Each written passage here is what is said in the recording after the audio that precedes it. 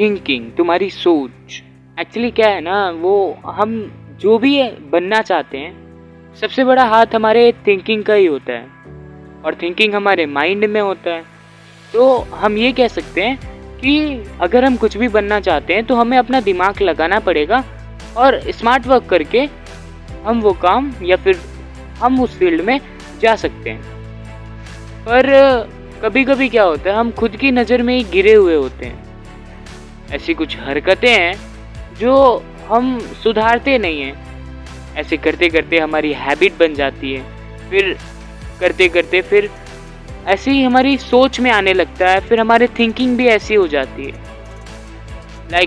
जैसे कि समझ लो एक स्टूडेंट और एक टीचर है। वो जो स्टूडेंट है वो टीचर को हमेशा उनका मजाक उड़ाता रहता है, हमेशा मस्ती करता रहता है। तो अब हमेशा करने की वजह से उसके थिंकिंग में भी बहुत सारे आइडियाज़ आते होंगे कि कैसे उनका मजाक उड़ाएं या फिर कैसे उनको नीचा दिखाएं सर को। तो इतनी बैड थॉट्स आने लगते हैं जब हम कुछ ऐसा काम करते हैं।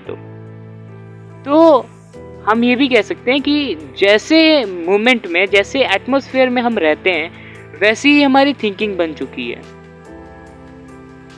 मतलब अगर हम अच्छे लोगों के साथ रहें तो हमारी अच्छी थिंकिंग होगी, और बुरे लोगों के साथ रहें, बुरे एटमॉस्फेयर में रहें तो बुरी सोच आएगी, बुरे ख्याल आएंगे खुद के माइंड में। और कुछ लोग कहते भी हैं कि बुरे लड़कों से दूर रहने का, मतलब बुरे लोगों से दूर रहने का और अच्छे लोगों से दोस्ती करने का। हमारे पेरेंट्स भी हमें बोलते हैं। क्यों बोलते हैं? क्योंकि उन्हें पता है कि हमारी सोच का सबसे बड़ा महत्वपूर्ण होता है, बहुत ही इम्प्रेटिव है ये हमारा सोच। हमें अगर कुछ बनना है उसलिए तो अपनी सोच में भी थोड़ा चेंज करो।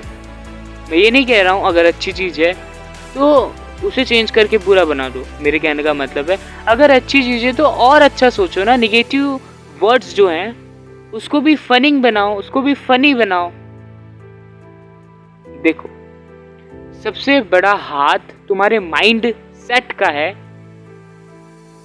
अगर तुम जिसके साथ भी रहते हो, अगर वो तुम्हें रिस्पेक्ट दे रहा है या फिर तुम्हारी वैल्यू नहीं कर रहा है, तो वो तुम्हारे माइंड के ऊपर है कि तुमने ऐसा इंप्रेशन उनके सामने क्रिएट किया है।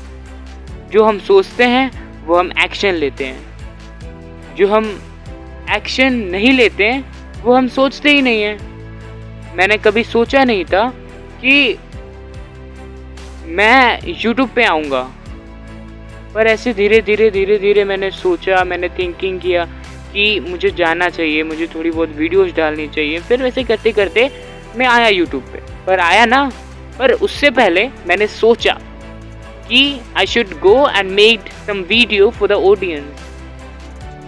सो सबसे पहले तुम सोचते हो फिर एक्शन लेते हो। सो अपनी थिंकिंग को अच्छा बनाने के लिए मैं 3 वे दे रहा हूँ। सबसे पहली बात, बुक्स पढ़ो।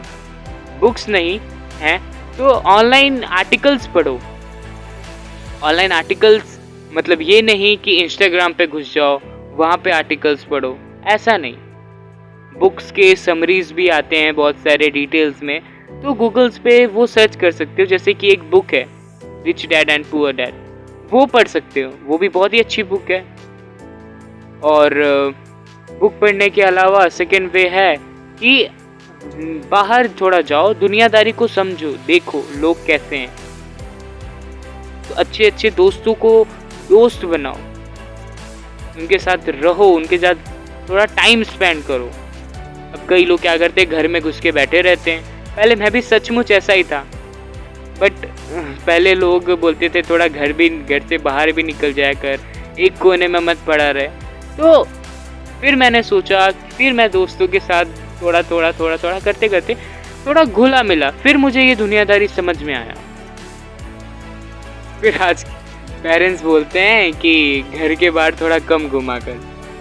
तो ऐसे तो थिंकिंग बदलती रहती है सबकी, तो इसलिए अपनी थिंकिंग पे काम करो, अपनी सोच को बदलो। क्योंकि आज की जनरेशन में सब कुछ बहुत जल्दी बदल रहा है, तो तुम्हें खुद को और तुम्हारी थिंकिंग को जल्द से जल्द बदलना पड़ेगा। वक्त के साथ खुद को बदल लो, वरना वक्त तुम्हें बदलेगा तो तुम्हें बहुत बहुत बहुत बड़ा हर्ट होगा। तो आई होप आप सभी को इस वीडियो से कुछ सीख मिली होगी, और अगर कुछ सीख मिली है तो प्लीज़ चैनल को सब्सक्राइब करें, वीडियो को लाइक करें और बेल आइकन को ऑल पे करें ऐसी ढेर सारी वीडियोस की नोटिफिकेशन पाने के लिए। और हाँ, ऐसी ढेर सारी वीडियो मैंने इसी चैनल पे क्रिएट करके अपलोड कर दी है, तो जल्दी से जाओ और सीखो और अपनी नॉलेज और थिंकिंग दोनों बढ़ाओ। थैंक यू सो मच, मिलते हैं नेक्स्ट वीडियो में, and again thanks for watching.